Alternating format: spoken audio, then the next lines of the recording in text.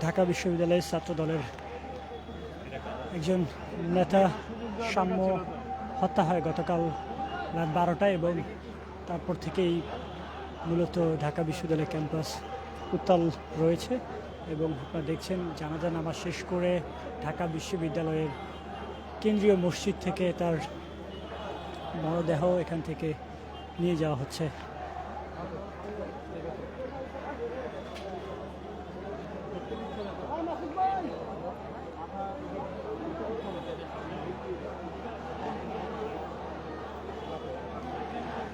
এবং আজকে এই জানাজায় আপনাদের জানিয়ে রাখি সাম্যের পরিবারের সদস্যরা উপস্থিত ছিলেন, একই সাথে এখানে উপস্থিত ছিলেন বিএনপির নেতা সালাউদ্দিন টুকু এবং বিএনপি ছাত্রদলের সভাপতি রাকিবুল ইসলাম রাকিব, সেক্রেটারি নাসিরউদ্দিন নাসির এবং নেতাকর্মীরা। আপনাদের জানিয়ে রাখি এই জানাজা হওয়ার আগে মূলত ঢাকা বিশ্ববিদ্যালয়ের রাজভাস্কর্যের সামনে থেকে একটি বিক্ষোভ মিছিল করে ছাত্রদল এবং সেটি বিসি চত্বরে গিয়ে শেষ হয়।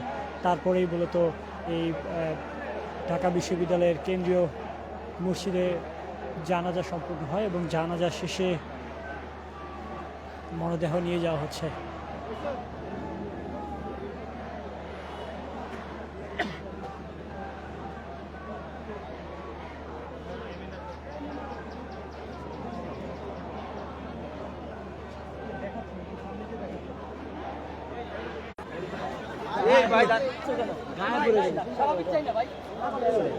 বিএনপি নেতা সালাউদ্দিন টুকু তিনি এই মুহূর্তে ঢাকা বিশ্ববিদ্যালয়ে সেন্ট্রাল লাইব্রেরির এখানে জানাজা নামাজ।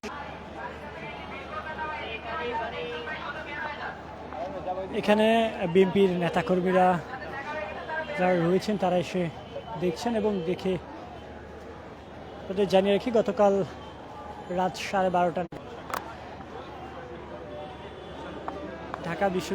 ঢাকা মেডিকেল কলেজে সারাত মরদেহটি ছিলেন, সেখানে আপনাদের জানিয়ে রাখি